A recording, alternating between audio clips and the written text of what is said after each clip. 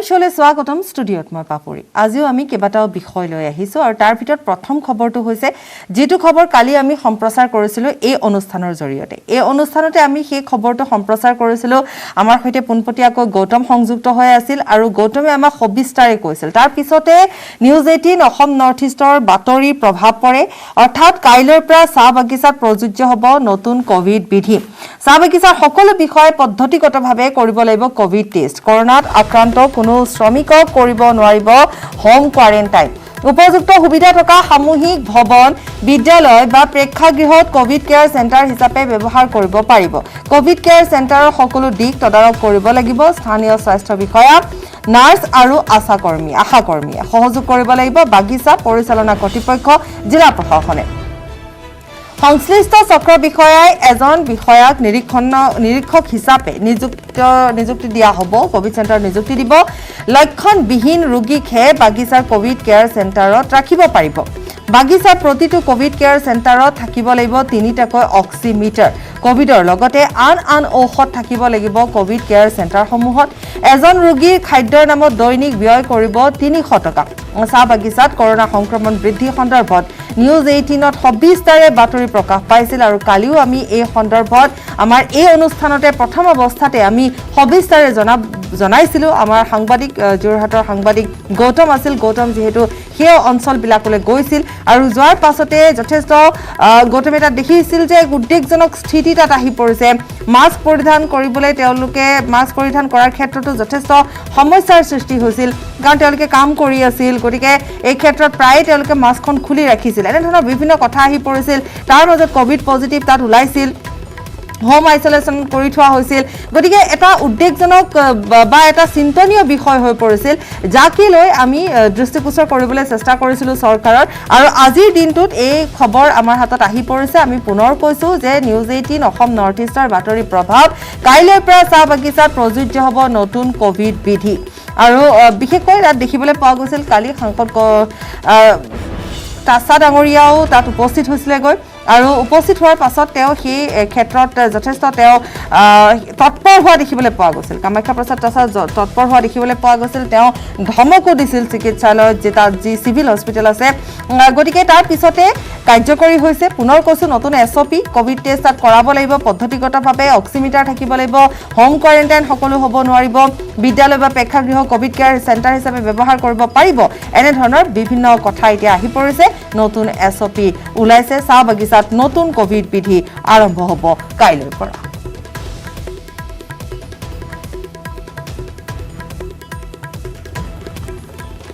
এতিয়া আমি আজিৰ দিনটোৰ আন এক বিষয়ৰ মাজলৈ যাম আৰু কালিৰ দিনটোৰে পৰা এই খবৰে তুলপাৰ লগাইছে বৰহমপুৰৰ বামুনি পাহাৰত যি ট্ৰেজেডি হ'ল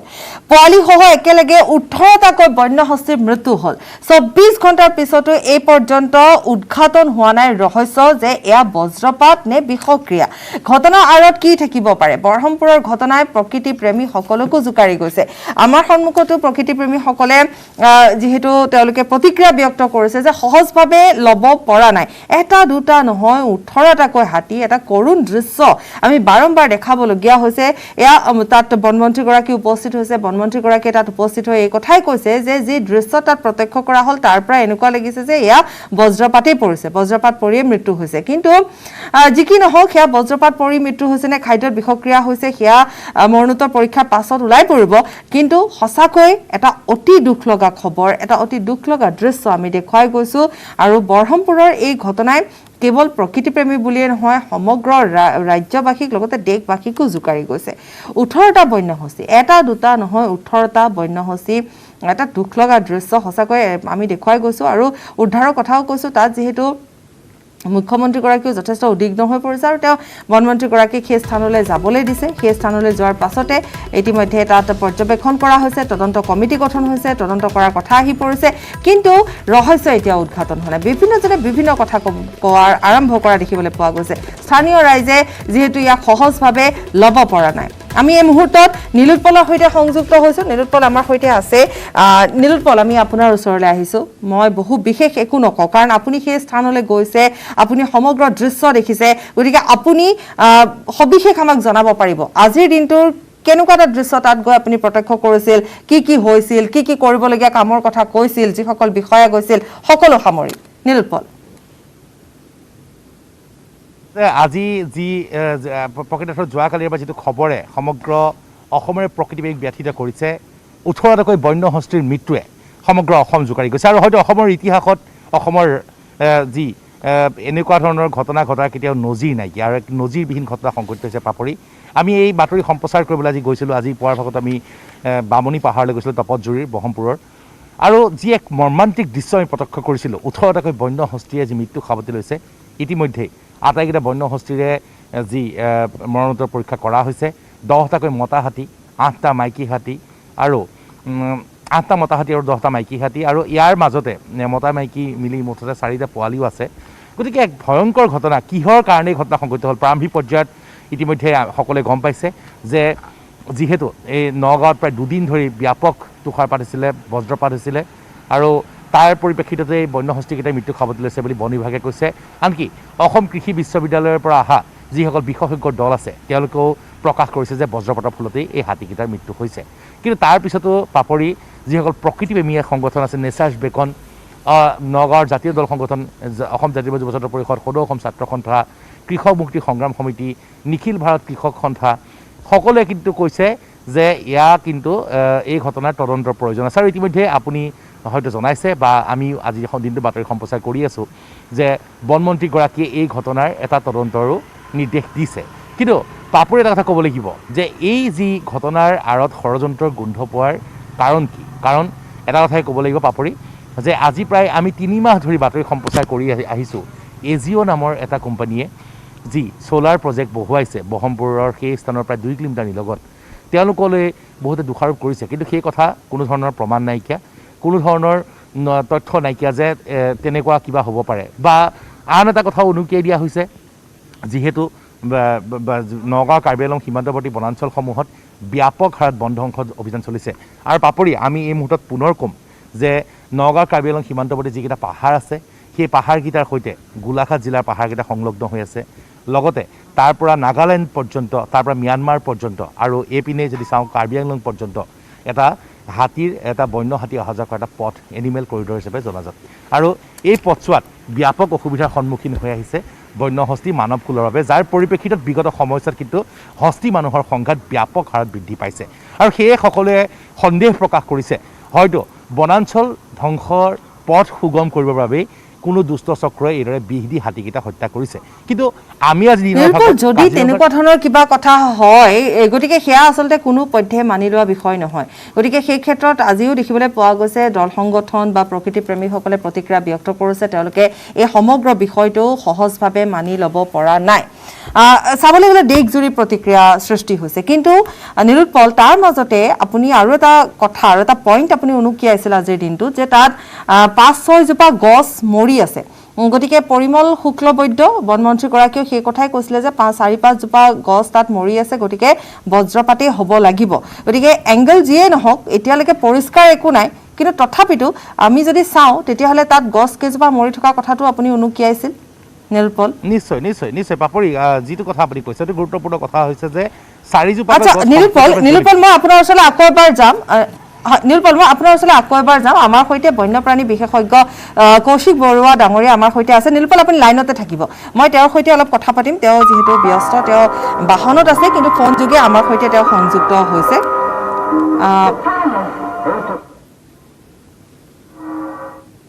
হেল্ল'। ডাঙৰীয়া, স্বাগতম আমাৰ অনুষ্ঠানৰ মাজলৈ। বিষয়টো আপুনি ইতিমধ্যে জানিছে যে এটা সঁচাকৈ বহুত ডাঙৰ ঘটনা বুলি এক প্ৰকাৰ ক'ব পাৰি, আৰু যি দৃশ্য প্ৰত্যক্ষ কৰি থকা হৈছে ডাঙৰীয়া, সঁচাকৈ অতি দুখ লগা, দেশ জোকাৰি যোৱা এটা ঘটনা সংঘটিত হ'ল। আপুনি সেই স্থানলৈ গৈছে, আৰু মই জনাত আপুনি তাৰ পৰাই উভতি আহিছে। গতিকে অলপ আপোনাৰ পৰা জানিব বিচাৰিম আচলতে কি হ'ব পাৰে বা কিয় হ'ল এই সকলোবোৰ। এইটো যোৱাকালিলৈকে আমি চবে ভাবিছিলো কি যদিও লাইটনিং বুলি কৈছে, মনত এটা ভাৱ থাকে বেলেগ কিবা হ'ব পাৰে বুলি। কিন্তু আজি যিখিনি তথ্য পোৱা গ'ল, তাতে যিখিনি বস্তু দেখা গ'ল, যিখিনি ভেটেৰিনেৰীয়ে তাৰ পৰা ইনপুটবিলাকে দিলে,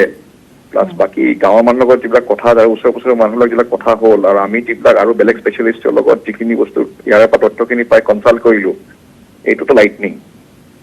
ইয়াতে কোনো ধৰণৰ ফাউল প্লে নাই। লাইটনিং হাতীকেইটাৰ ওপৰত আছিল, এটা টিলাৰ ওপৰত, পাহাৰ এটাৰ ওপৰত আছিল। পাহাৰটোত এনেকুৱা বেলেগ আৰু ওখ বস্তু নাই। হাতীকেইটাই টপমষ্ট ওপৰত আছিল আৰু হাতীকেইটাৰ ওপৰত একো নাই। চ' লাইটনিং আহোঁতে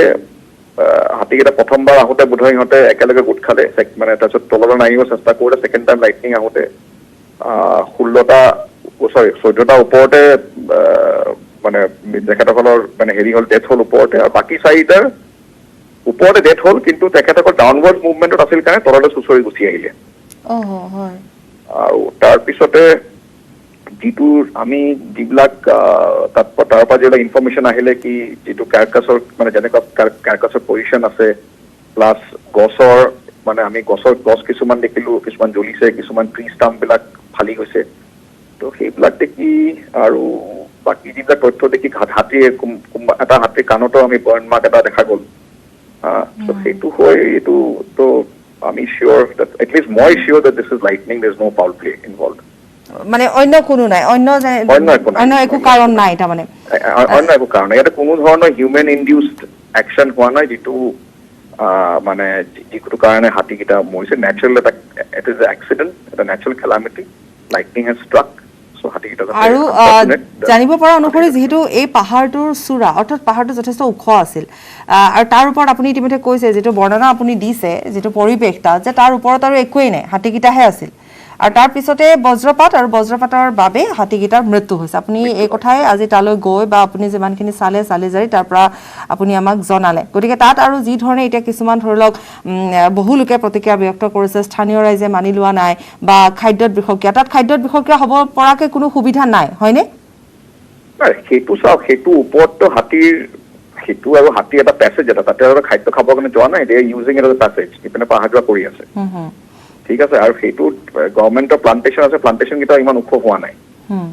তো সেইটো হাতী তাতে, আৰু হাতীকেইটা যিটো চেহেৰা আছিল, কোনো এটা খাদ্য, মইতো নাভাবো হাতীকেইটা খাদ্য কিবা কমি আছিল বুলি। অৰ্থাৎ খাদ্যত বিষক্ৰিয়া কোনো কথাই নাহে। আৰু কিছুমান এংগল বহুত ধৰণে ওলাবলৈ চেষ্টা কৰা হৈছে, ধৰি লওক তাত হয়তো কোনোৱে বন ধ্বংস কাৰ্যত কোনোবাই সংঘটিত কৰিব বিচাৰিছে, যাৰ ফলত হাতীক তেনেধৰণে মাৰি পেলোৱা হ'ল, এনেধৰণৰ যিবোৰ এলিগেশ্যন আহিছে, এইবোৰ আপোনাৰ মতে একেবাৰে অশুদ্ধ। আপুনি যিটো ক'ব বিচাৰিছে লগত আজি আগতে আমি দেখিছো হাতী মানে কনফ্লিক্টত হাতী মৰিছে, মানুহে হাতী মাৰিছে, কিন্তু এইটো চিটুৱেশ্যনত, এইটো অকাৰেঞ্চত সেনেকুৱা কোনো ইনভলভমেণ্ট নাই। It's a train accident মানে through lightning. Unfortunate. মানে চাওক, মই এটা চিম্পল কথা কওঁ, ইট ইজ ভেৰি আনফৰ্চুনেট 18টা হাতী মৰাটো আনফৰ্চুনেট বস্তু, কিন্তু মোৰ আনফৰ্চুনেট 18টা হাতী একেলগে বজ্ৰপাতৰ কাৰণে ঢুকাব লগা হ'ল। আৰু কিন্তু মই এইটোতে ৰিলিফ পালো যে এটা হিউমেন ইনডিউচমেণ্ট নাছিল, মানে মানুহ যদি কিবা কাৰণত এটা ইনভলভ হৈ থাকে আমাক খুব দুখ লাগিলেহেঁতেন, বুজিছে। আৰু বস্তুটো মানে খুব বেড প্ৰেচিডেণ্ট এটা ছেট কৰিলেহেঁতেন, আৰু এটা ভয়ংকৰ চিন্তাজনক কথা হ'লেহেঁতেন, কিন্তু সেই বস্তুটো কমপ্লিটলি ৰুলড আউট। ইট ইজ মানে মই এইটো কওঁ, এইটো লাইটনিং বুলি। আপুনি তালৈ গৈ সেইখিনিয়ে আপুনি দেখিলে, বা আপুনি নিজৰ দৃষ্টিভংগীৰে আপুনি যিখিনি বুজিলে যে এয়া বজ্ৰপাত, তাৰ বাহিৰে অন্য একো নহয়। কৰা গ'ল এইটো ইট ইজ লাইটনিং। আৰু স্পেচিয়েলিষ্ট ভেটেৰিনেৰিয়ানকো এইবিলাক দিয়া হৈছে, ভেটেৰিনেৰিয়ানবিলাকে কৈছে বাহিৰৰ ভেটেৰিনেৰিয়ানৰ লগতো কনচাল্ট কৰা গৈছে, তেখেতসকলে কৈছে এইটো দেখি পেলাই লাইটনিং এনে লাগে। পোৱালি হাতীও আছিলে, বৰুৱা ডাঙৰীয়া, এটা 4টা পোৱালি আছিল, দোতাল এটাও আছিল, বেচিকেলি য়াং হাতী চব। ঠিক আছে ডাঙৰীয়া, ধন্যবাদ জনাইছোঁ। আপুনি ব্যস্ত, আপুনি আহি আছে, কিন্তু এইখিনি সময় আপুনি আমাক দিলে, আৰু আপুনি আপোনাৰ ভাষাৰে বা আপোনাৰ দৃষ্টিভংগীৰে ক'লে যে ইয়াত আচলতে বেলেগ একো কথা নাই, এয়া বজ্ৰপাতৰ ফলতে মৃত্যু হৈছে। ধন্যবাদ জনাইছোঁ আপোনাক। নীলোৎপল আপুনি আছে মোৰ সৈতে? নীলোৎপল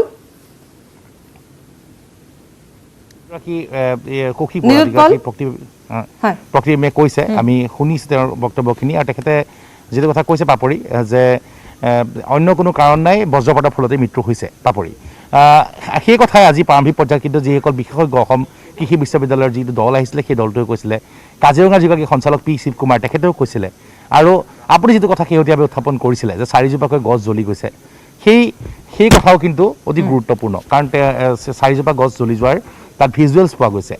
গতিকে পাপৰি এটা কথা ক'ব লাগিব যে অন্য কোনো কাৰণে হয়তো বজ্ৰপাতৰ কাৰণেই মৃত্যু হৈছে, কিন্তু যিহেতু 18টাকৈ হাতীৰ মৃত্যু হৈছে, সেইবাবে হয়তো প্ৰকৃতিবিদ সংগঠনসকলে এই ঘটনাটো সহজভাৱে ল'ব পৰা নাই, বা স্থানীয় যিসকল লোক আছে তেওঁলোকে যদিও বা হাতী মানুহৰ সংঘাত আমি বিভিন্ন বাতৰি সম্প্ৰচাৰ কৰি আহিছোঁ, মানুহ আৰু হাতীৰ মাজত সংঘাত বৃদ্ধি পাইছে, তথাপিও কিন্তু কোনেও নিবিচাৰে যে এইদৰে বন্য হস্তীৰ মৃত্যুক সাৱটি লওক আৰু যিটো নগাঁৱৰ যিটো ঘটনা সংঘটিত হ'ল নগাঁৱৰ বহমপুৰৰ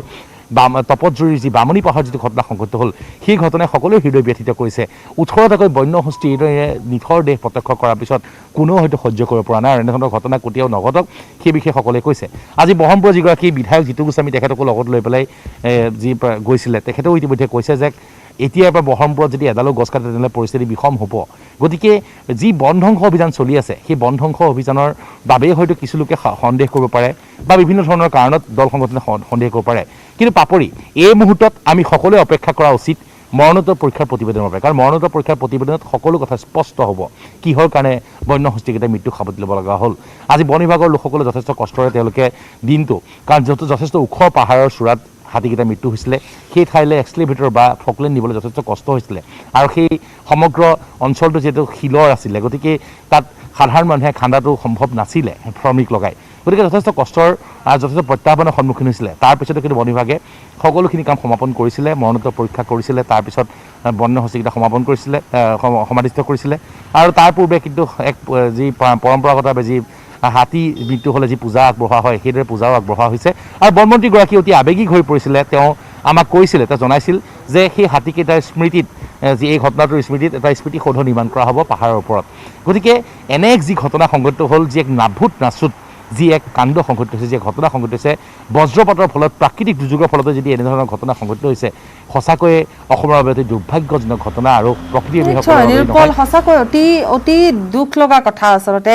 আমি যদি মানিও লওঁ যে এয়া প্ৰাকৃতিক দুৰ্যোগৰ ফলত কাৰণ এয়া যিহেতু বাৰম্বাৰ কৈ থকা হৈছে বন্যপ্ৰাণী বিশেষজ্ঞসকলেও কৈছে মন্ত্ৰীগৰাকীয়েও তাত প্ৰত্যক্ষ কৰিছে আৰু আপুনিও ইতিমধ্যে কৈছে যে অন্য বিশেষ একো তাত দেখিবলৈ পোৱা নাই কিন্তু যিহেতু বজ্ৰপাতৰ ফলত গছ কেইজোপা মৰা বুলিও এক প্ৰকাৰ ক'ব পাৰি আৰু তাৰোপৰি জানিব পৰা অনুসৰি চূড়াটোৰ ওপৰত আৰু একোৱেই নাই অকল সেই হাতীকেইটাই আছিলে হয়তো দুবাৰ তাত তেনেকুৱা ধৰণৰ লাইটনিং হৈছিল বা বজ্ৰপাত হৈছিল প্ৰথম অৱস্থাত হাতীকেইটাই ভয় খাই পেলাই হয়তো কিছু আঁতৰি আহিবলৈ চেষ্টা কৰোঁতে দ্বিতীয়টো যেতিয়া হ'ল তেতিয়া হয়তো মৃত্যুৱেই হ'ল হাতীকেইটাৰ আৰু যি অলপমান আগুৱাই আছিলে সেইকেইটা হাতী তললৈ পৰি গ'ল বৰ দুখ লগা নিৰুপল ক'বলৈ গ'লে সঁচাকৈয়ে বৰ দুখ লগা আচলতে সেই সময়খিনিও চাগে কিমান দুখ লগা ভাবিলে বেয়া লাগে কিন্তু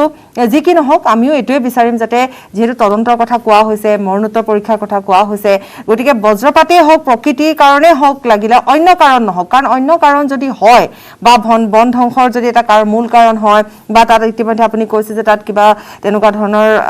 কোম্পানী বা কিবা আছে তাত তেনেকুৱা এই কাৰণবোৰ যদি হয় কিন্তু সঁচাকৈ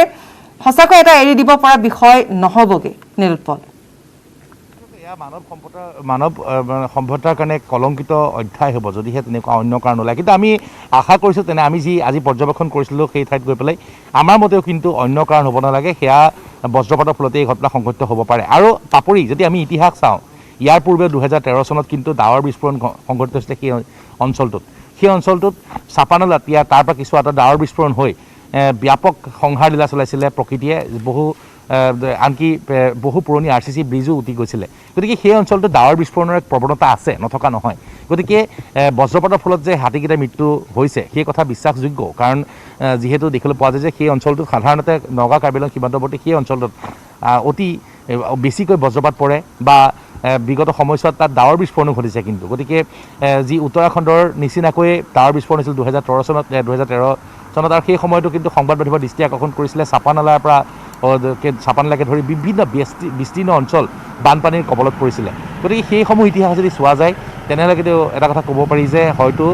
বজ্ৰপাতৰ ফলতে এই ভয়াৱহ যি এক দুৰ্ভাগ্যজনক ঘটনা সংঘটিত হ'ল কিন্তু পাপৰি আপুনি কোৱাৰ দৰে সকলোৱে বিচাৰিছে যে মৰণোত্তৰ পৰীক্ষাৰ প্ৰতিবেদনত অন্য কাৰণ নোলাওক যদিহে অন্য কাৰণ ওলায় তেনেহ'লে মানৱ সম্প্ৰদায়ৰ বাবে ইয়াতকৈ কলংকিত অধ্যায় একো নহ'ব সেয়ে সকলোৱে বাট চাই আছে মৰণোত্তৰ পৰীক্ষাৰ প্ৰতিবেদনলৈ আৰু সেই প্ৰতিবেদনেই সকলোৰে যি সকলোকে সান্তনা দিব কাৰণ ইতিমধ্যে সেই বন্য হস্তীৰ মৃত্যু ঘটিছে কিন্তু কি কাৰণ মানুহে জানিব বিচাৰিছে স্থানীয় ৰাইজে জানিব বিচাৰিছে অসমৰ প্ৰকৃতিপ্ৰেমীয়ে জানিব বিচাৰিছে অসমৰ দল সংগঠনে জানিব বিচাৰিছে আনকি চৰকাৰখনে জানিব বিচাৰিছে কাৰণ প্ৰথমতে দায়িত্ব লোৱাৰ পিছতেই এনে এক ভয়ংকৰ অঘটন এক দুৰ্ভাগ্যজনক অমংগলীয়া যি ঘটনা সংঘটিত হৈছে সেই ঘটনাৰ কাৰণ চৰকাৰখনে জানিব বিচাৰিছে সেয়ে মুখ্যমন্ত্ৰী ডক্টৰ হিমন্ত বিশ্ব শৰ্মাই ততাতৈয়াকৈ বনমন্ত্ৰীগৰাকী ইয়ালৈ আহিবলৈ নিৰ্দেশ দিছিলে আৰু তেখেতেও আজি পুৱা 9 বজাতে আহি পেলাই তেওঁ পাহাৰৰ ওপৰলৈ গৈছিলে গৈ পেলাই তাত তেওঁ সকলো পৰিস্থিতি পৰ্যবেক্ষণ কৰিছিলে পাপৰি নিশ্চয় নিশ্চয় নীলপল ধন্যবাদ জনাইছোঁ আপোনাক আপোনাক ধন্যবাদ জনাইছোঁ আপুনি ইতিমধ্যে আমাক সবিস্তাৰে এই কথা জনাইছে আৰু আমি লগতে এই আজি দিনটোত কেনেধৰণে আচলতে হাতী গীতা মৰাৰ পাছত বা তালৈ বনমন্ত্ৰীগৰাকী যোৱাৰ পৰা আৰম্ভ কৰি আজিৰ দিনটো কি কৰা হ'ল সেয়া ইতিমধ্যে আমি কৈছোঁৱে